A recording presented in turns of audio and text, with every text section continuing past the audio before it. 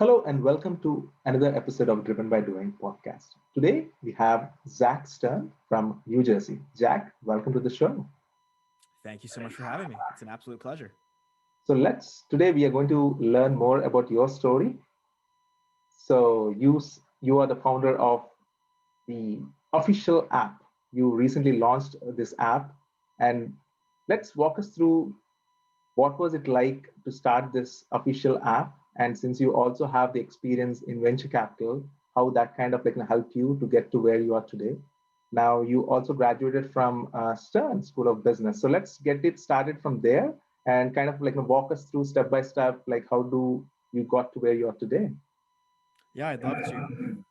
One thing I do have to specify, though my last name is Stern, I'm not related to Leonard and Yeah. Stern, but it's something that I do get asked a lot. So I want to just clear that up early. I was super thankful to get into NYU Stern. It's an incredible school and it's an incredible place. Kind of from a young age, from when I was a freshman there, I was class president. I was class president every year that I could be while I was there, and I was working almost every semester.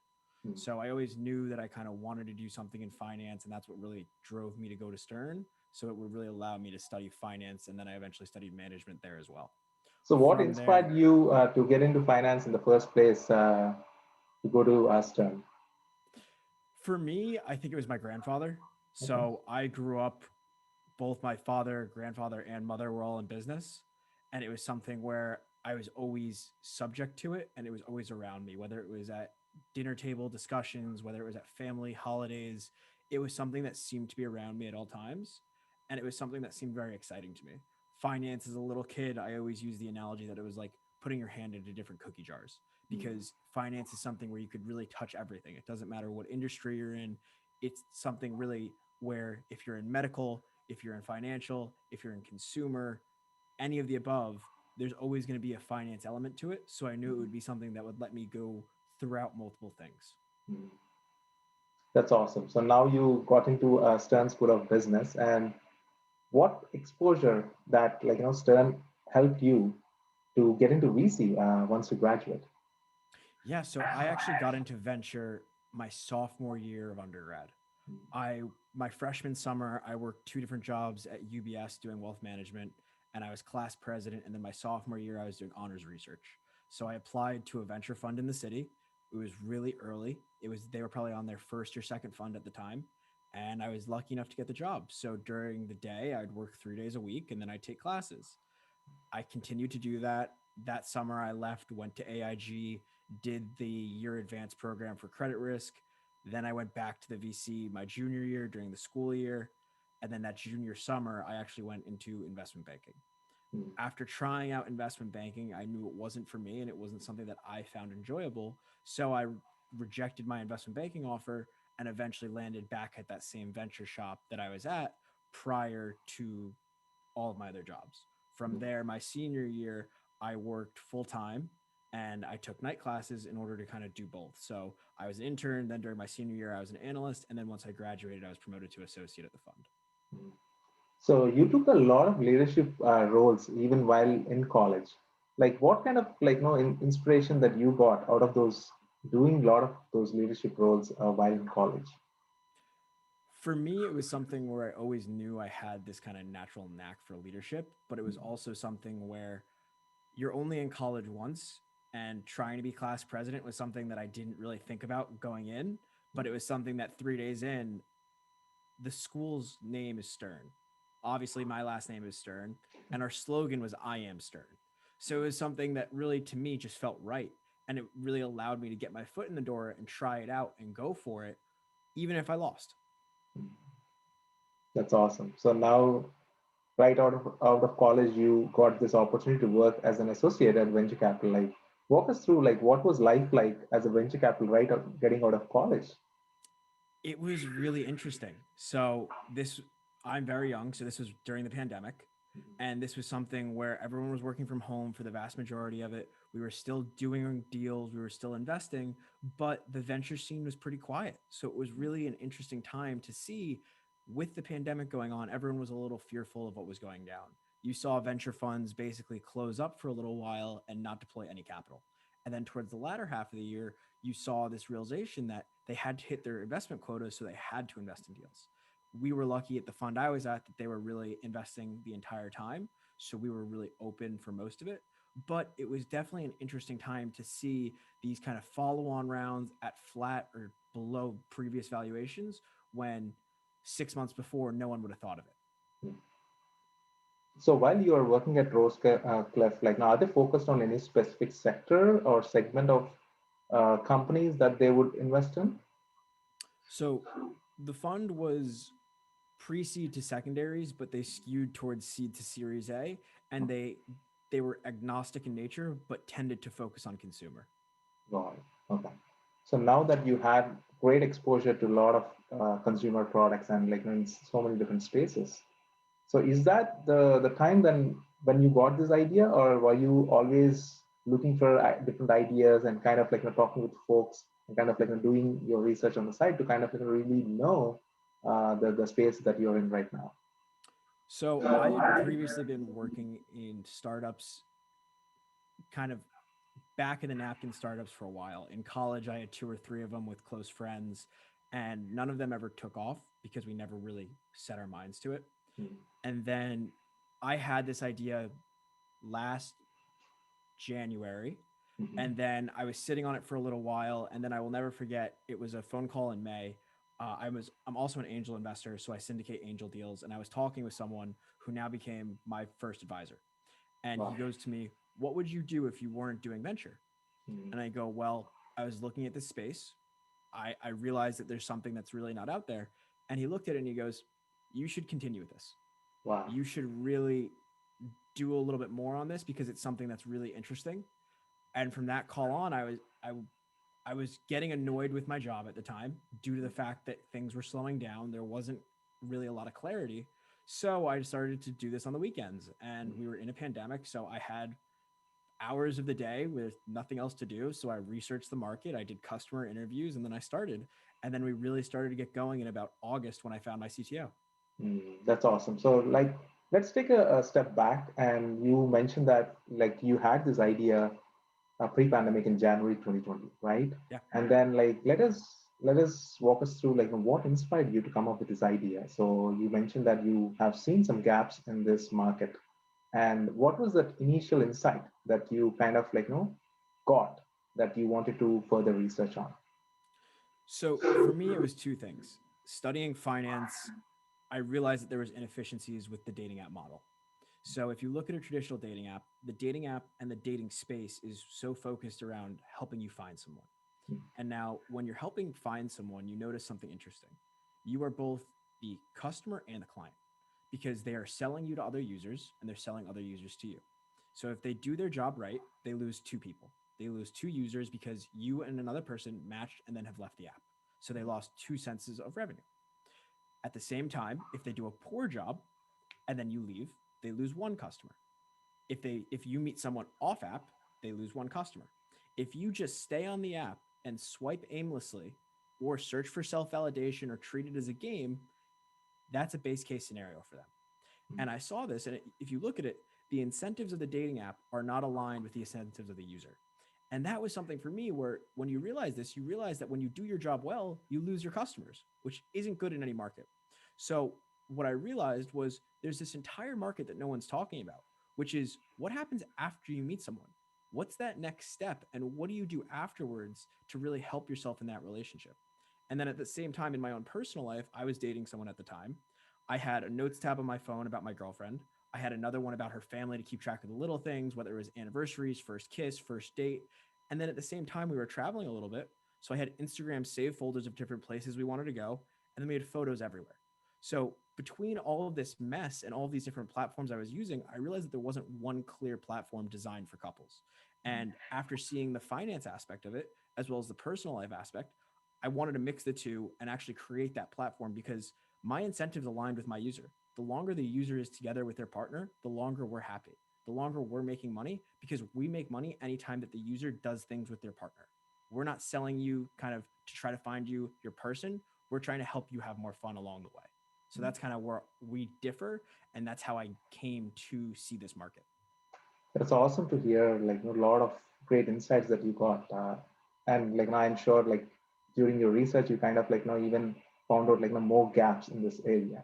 And you call the official app the CRM for relationships. Definitely, I could see like how potentially you wanted to really leverage the relationships to kind of stick together.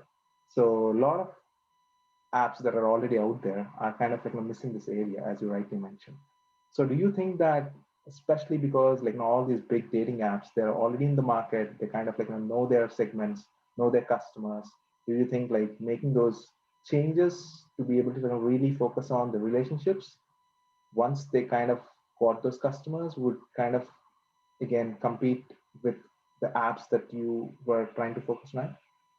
Yeah, we see them definitely as potential, but at the end of the day, this isn't their bread and butter. Their bread and butter is trying to help you find someone, and that's what they're focusing on. If we look at Bumble, for example, Bumble has been trying to do the friends as well as the work Yeah. for a long time now.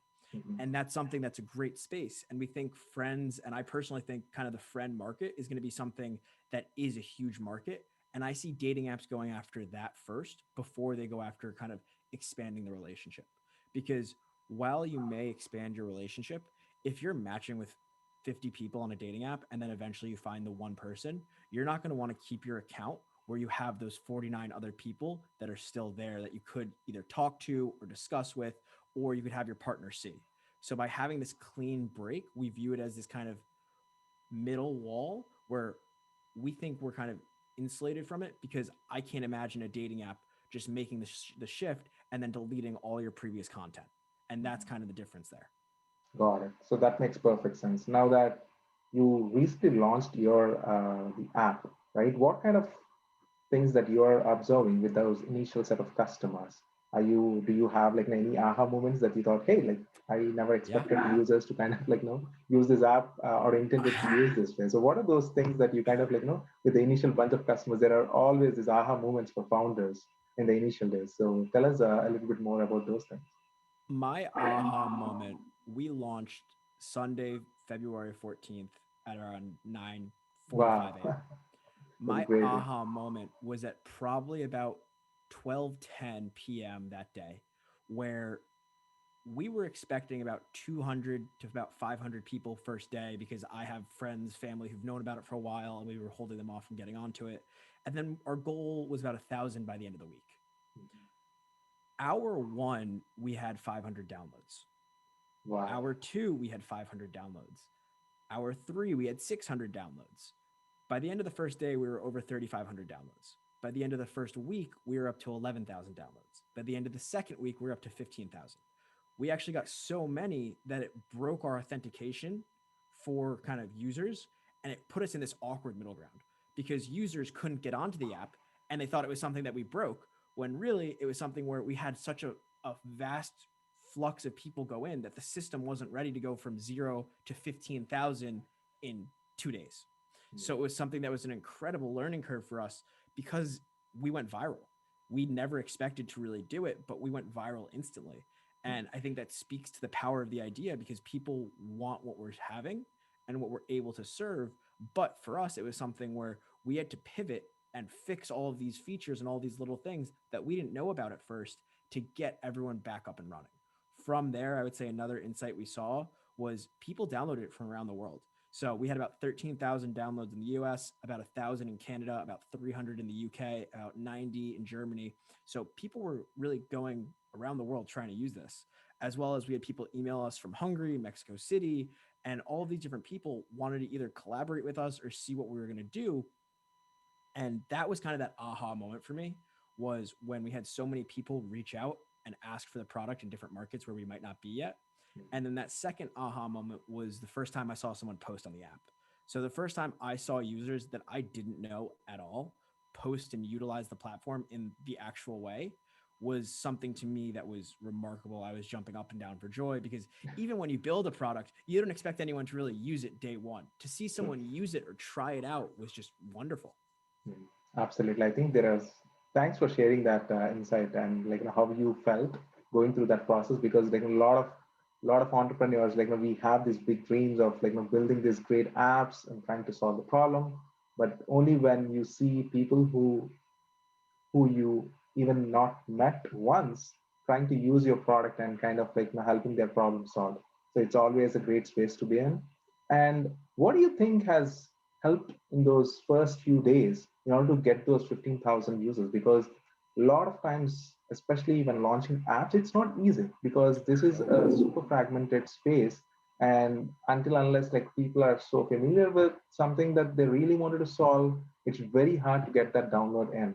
And more importantly, the engagement aspect of it. Once they download it, again, like what are the things that you kind of noticed from an engagement standpoint? Because that's one of the main even pain point for a lot of founders who are building these mobile apps. I think especially in this space that you found the official, it makes it more engaging to actually think about it. If you, since you kind of having this relationship you're already in, and you're kind of trying to do several things like on a day-to-day basis, which makes it very easy through your official app, isn't it? So walk us through those little things that you kind of implemented into the app that really helped you to make it more engaging. Yeah. So I would say for the initial push of the app, we didn't expect to do as well as we did. We were planning for a lot. I was down in Miami. I was interviewed by the mayor of Miami, and we were launched by putting it on his Twitter. So that was something that was really exciting and fun for us. At that same time, we actually went viral on TikTok, and that was something that drove a lot of downloads. So we had a TikTok with over 400,000 views, and it was something that a lot of people were really interested in. One thing that unfortunate for us was during launch, since like I mentioned, the server went down, we had high churn because users were frustrated and couldn't get onto the platform, which we completely understand. But it's something where we don't think that's the norm, and we think that was just suffering from success to a degree. Now what we have is the ability to have users really do most of the platform, and we're constantly iterating and adding in more features. So one thing that we really allow you to do that is great and lets you kind of engage and interact with the app is the swiping left and right on different dates and experiences near you. So every time you're swiping, you're seeing new events, new places, new things to do with your partner wherever you are. And that's something where we're constantly engaging, adding in new features, adding in new content so that you can see more. At that same time, we let you post similar to how you would on an Instagram. But we know that a relationship's super personal much of the time. Because of that, we have super high level encryption, and we also allow you to post privately. So you can post privately, which would just post to you and your significant other, to your friends like you'd see on an Instagram, or publicly. When you post publicly, that's when it actually gets added to the card stack, and other users around you can see that date. And that's something that's really interesting and differentiating about us versus anyone else in the space is we allow our community to suggest dates to each other. And we've seen some really fun ideas, really wild ideas, and even from the beginning, just in a short photo rating blurb, people are getting creative. And that's what we're super excited about. And that's why we're really exciting to see that level of engagement and still see those kind of couple hundred, couple thousand daily active users on the platform. So right now, what are the total number of downloads that you had in the past few weeks? Just about 15,000. That's awesome. So now that it almost sounds like you're building this a community of people who wanted to share all this great stuff. So now when you look back last year during May, when you were talking with your advisors and kind of wanted to focus on building this, and during August you kind of met your CTO. So walk us through that journey, especially with your finance and management background. Like a lot of founders that we kind of see. Sometimes a lot of people who have these great ideas always kind of tend to think that, hey, like I don't have a technical background. I need to build this huge vision that I'm thinking about that could really potentially solve the problem for so many people.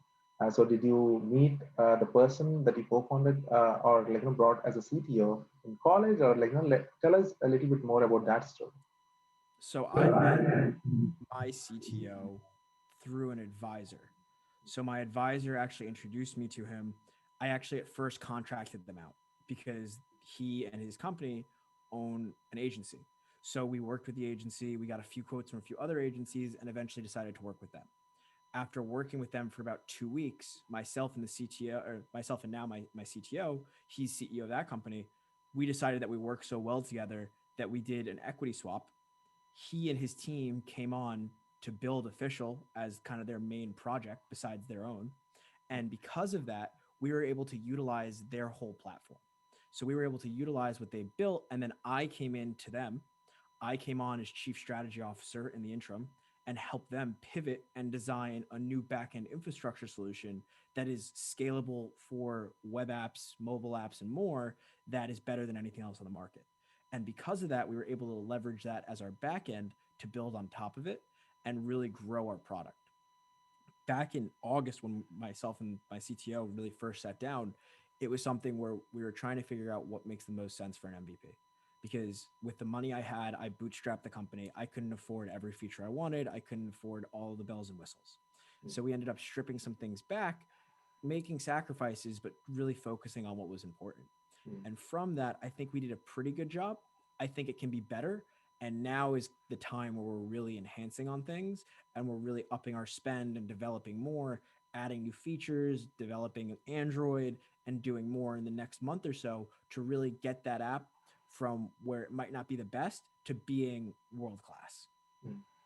That's awesome. So you kind of like bootstrapped initially with the amount that you had, and Yep. did you kind of like raise some capital last year to be able to really build out the platform, or are you still bootstrapping right now?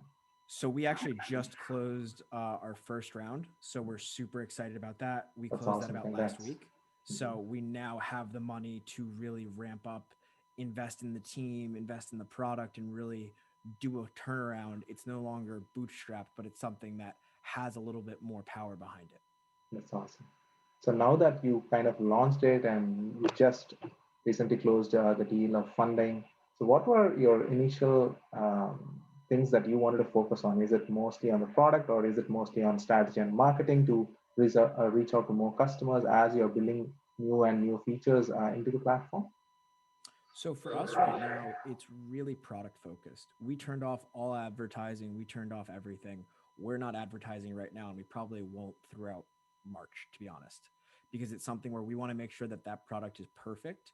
And then when it's perfect, we have the marketing plan lined up, we have everything worked up already to really just send it out. Now that we've seen how not easy, but easy it is to gain users after hearing what the product is, we know how to target them. Our target audience is 20 to 27 on average, but we go above and below that. We've interviewed and talked with people as low as 18 and as old as about 50 to 60. And we've just seen that this demographic, the 20 to 27, sees two kind of pain points in their life right now. If they're in a relationship, there's two base cases. One, they and their partner are inside one house or apartment together for extended periods of time. Or two, they and their partner are separated, whether it be across city, across state, across the country, due to the fact that there's so much working from home, as well as colleges are sent home. We've seen that really people are separated from each other, or people are so close together that when things and as things start to open up, people want to do more together. And this experiential push is really something that we've been tracking with millennials and Gen Zs for the last 5 years or so. But with the pandemic is going to be a major catalyst. People enjoy doing things differently now. People are going to really take advantage, whether it's going to the park or enjoying a glass of wine at dinner, because they'll remember the times in the pandemic when they couldn't do that. So that's kind of why we're focusing more so on the product, because we think that with the pandemic and with everything's going on, we have that marketing catalyst in place. Mm, that's awesome. So it's a great strategy to start off with.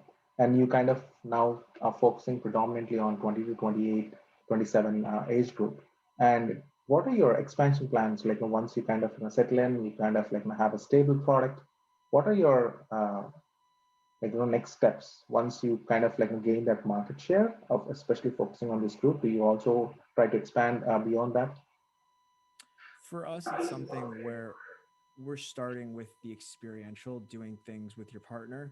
We're moving into this therapy like approach Okay. where we're taking a Trojan horse approach, as I like to say, where in many people, they don't like using relationship counseling or relationship therapy because that's admitting that you have a problem and it might be too late. We want to give couples and give people the resources and the necessities that they may not have in order to have a better relationship without them even knowing it. I don't need to tell you it's therapy. I don't need to tell you this is going to help you. But if it just does anyway, because we know backed by science and backed by how these things work, that it will help people, that's our goal. We're not a therapy company. We're not a real telemedicine company. Our goal is to be a platform and a social media, really, I guess platform is the best word for it, that allows people to really engage with each other, whether it's your own personal relationships or if we expand into friendships or family planning. Our ultimate goal is to help with any relationship that you have. Mm. It's awesome that you kind of like are very focused in this space, and especially how things have gone on after pandemic. People are looking for like different ways, as you rightly mentioned. Now that this space is going to like, a lot of people are going to look at this space as you're starting, right? Like, what is the competition in this space? I mean, it almost looks like Tinder and Bumble and all these the apps that are all in the market are not really a competition to kind of like say, right? So, what is actually your competition right now that is in the market, and how are you kind of like differentiating from that? I would completely agree with you. Tinder, Hinge, Bumble, all of these places, all of these different kind of match group, whatnot, they're not our competition at the end of the day. They are focused on helping you find someone, which is wonderful. We see our competition as this company Cobble, based out of New York as well, and then Love Nudge and other places like that, and Notes apps, where places where you're really trying to help or remember your partner. There's many places out there that focus on kind of the unique couple, and I think that's where we're different. Is we're not just focusing on the couple, we're focusing on the platform around it and the community around it, which no one else has. By focusing on this community element, you have the ability to suggest dates, you have the ability to go on double dates, and this is something where our competition is really focusing on, for the two people that are in a relationship, how do we help them? Where our main goal is those two people. But beyond that, we see it as they play into a much larger ecosystem. It's not something that's just you and I, it's you, I, and then our friends. And because of that, we're focusing on that community aspect to really allow you to engage more with your partner and those around you. Got it. So now that like you're kind of like differentiating from all the competition as well as the other apps that are already in the market.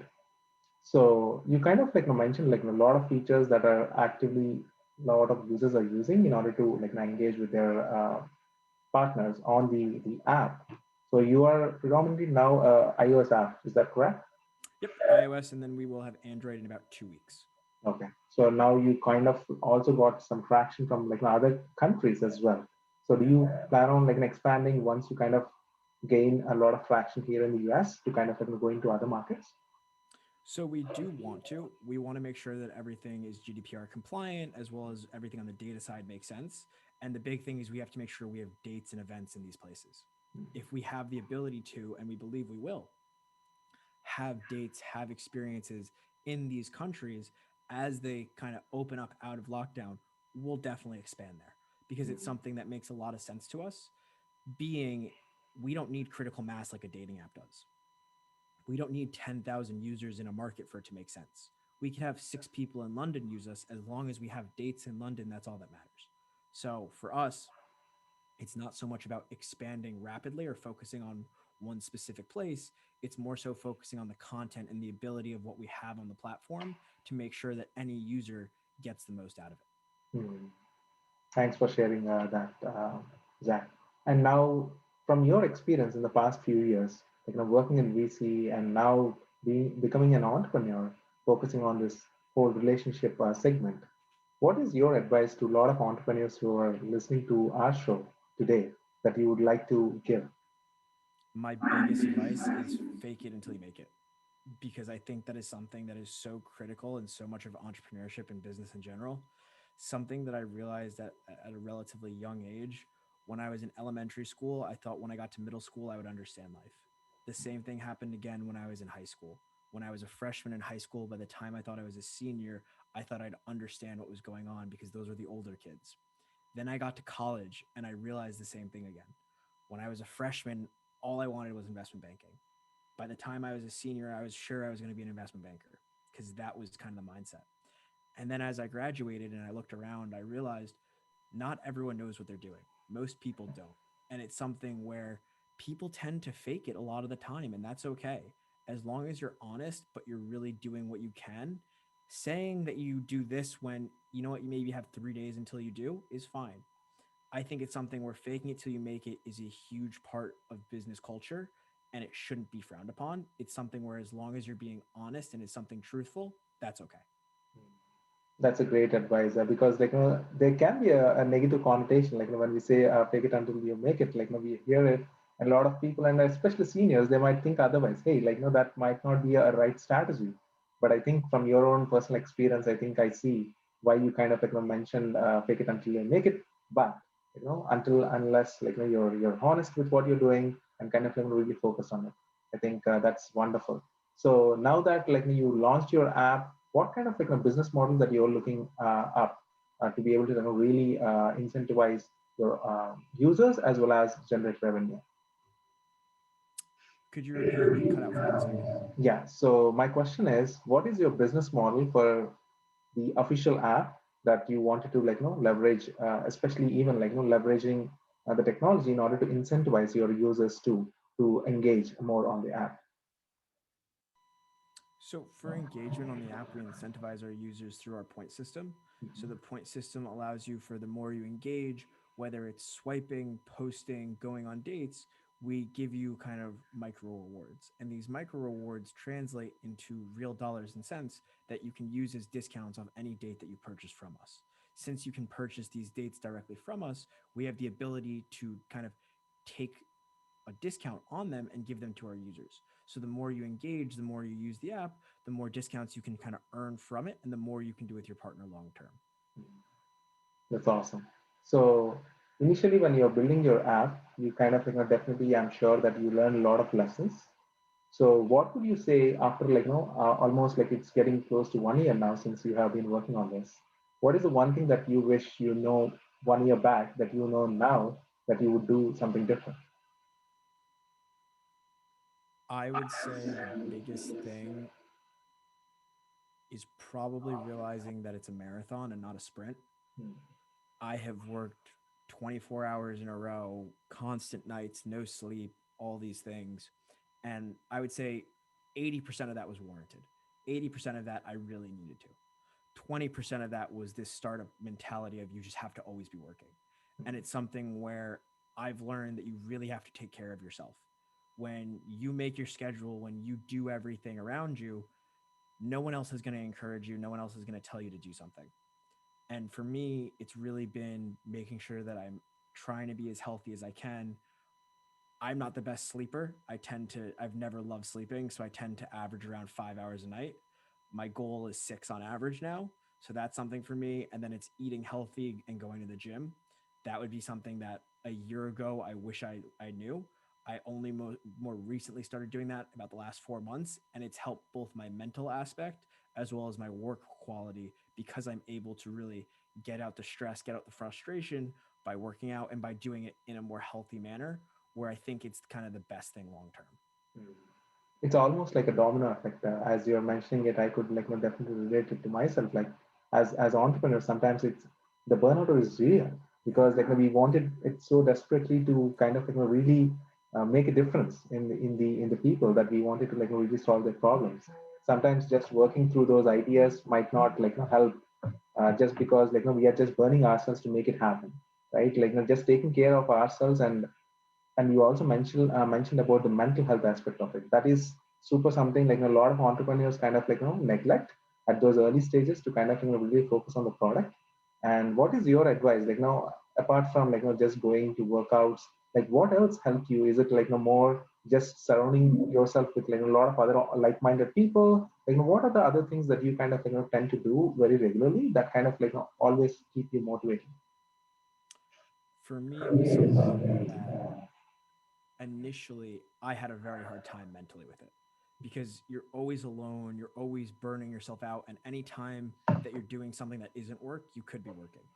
And the burnout is super real. What I found to be really helpful is, like you said, surrounding yourself with like minded people. I have a mastermind group of friends and other entrepreneurs who are doing incredible things, and they help me and keep me going. I know if I'm having a bad day, I can call them and it doesn't matter. They'll give me a text back or they'll do whatever they can to make sure that I'm okay. And it's the same thing for me to them, where you have to surround yourself with people who believe in you and who know you're going to do well. There have been times where everyone tells me that I'm doing an incredible job and I'm doing incredible things, but in my own mind, I don't understand that. I don't see that. You're your hardest and your harshest critic. So it's something that you need to have people around you. Otherwise, you're going to eat yourself alive. And now that like not just in your family, you have seen like a lot of business people like no, you're always surrounded with like no entrepreneurial mindset people who always wanted to like no make a difference and kind of build something. So do you think like that kind of like also is an aspect to kind of like really look at different look at things differently in order to solve their problems? I do. I think it's something that I am so lucky to have the family and the lifestyle that I grew up with because my parents have been so supportive with everything the entire process.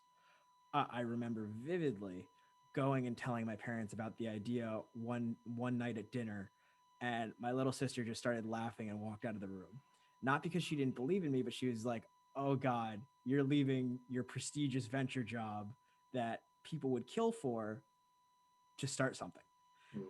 And it was something that was a little tough at first, but my parents bit their lip and they said okay, and they've been supportive, and everyone around me has been supportive the entire time, which has been wonderful. And it's been something where they understand the goals and they understand the risks involved, and it's something like you said, because they've been in the world and because they see it, they know it's a risk, but they know that being young you can be a little bit more risky. So I would say it's a little of everything there. That's awesome. So like a lot of people who are listening to this might be thinking about like a lot of different ideas that they are not really sure of like really focusing on that and moving forward. And a lot of people are first time entrepreneurs. They might not have necessarily the entrepreneurial background in their family or people around them. So do you think like how can these people who are just getting started, who don't have any business background, or just to say like let's say they don't even have the technology background, but they have these ideas that they wanted to try out. Because from my own experience, it's not just about the idea, it's about the execution. Because right now, a lot of people are listening to our show and they are going to listen in the future who are thinking about these ideas. So, what is your advice for people like how to go about once they have the idea and take that first step and the leap of faith? I would say the idea is 25% of it, the rest is execution. And it really is you, so many people have great ideas. A little tidbit and a little kind of off topic, but a story about myself was back in high school, I designed a water bottle. And it was a UVC water bottle that used UVC light to clear and kill bacteria in water. And it was something that I worked on. It was a passion project of mine. And then I gave up because I didn't think I could do it. Mm, 3 years later, the Lark water bottle came out, which was the exact same design I had, same kind of thing I was doing, and I know exactly how it works. And it's something that haunts me to this day because I see that I could have done it if I would have just kept trying. And I think that really speaks to any great idea is that the first step is to just keep going, and you have to give yourself a cutoff point. I had one for official where if it didn't work by X date, I was going to stop and I was going to look for another job. But you always need to keep going. And I think it doesn't matter if you have the business background or not. In today's world with technology, most people have access to a smartphone or a computer. The amount of free information and data you can get online is incredible. Whether it's the basics of the Sequoia pitch deck, which is a standard in the venture capital industry, to virtual audiobooks, to TED Talks, you can learn so much about startups, and there's so many people willing to chat with you about it. Even by listening to this podcast, people are here because it's a self selecting bias. The people that are listening want to learn more. And those people are going to continue to do so by whatever means necessary because it's the only option. mm. Thank you so much for sharing that advice for entrepreneurs or people who are just wanting to get started, but they just were looking for that first step or the first action that to take. I think you rightly mentioned just keep going at whatever the idea that you might have. I think yes, it is hard. Otherwise, like everybody would have become entrepreneurs, but the passion or the insight that you have might not be the thing that everybody has. I think you shared a great story of like how that small water bottle story when you're a kid kind of really help you to get that insight. Like it doesn't matter, just keep going and building things because one day that you're going to be surprised or everybody around you might be surprised with what you have achieved. Thank you so much for being on the show today, Jack. So, how can people reach out to you or learn more about the official app? So to learn more about Official, you can go to our website, getofficial.co. If you want to reach out to me personally, you can reach out to me on Twitter or LinkedIn. Zachary Stern on LinkedIn, on Twitter, Stern Zach is the handle. Happy to chat with anyone, and thank you so much for being or for having me. Thank you so much, Jack. Once again, I wish you a very all the best, and I'm sure official is going to help a lot of people from around the world in the next few years. And I wish you a lot of success in all your endeavors. Thank you so much.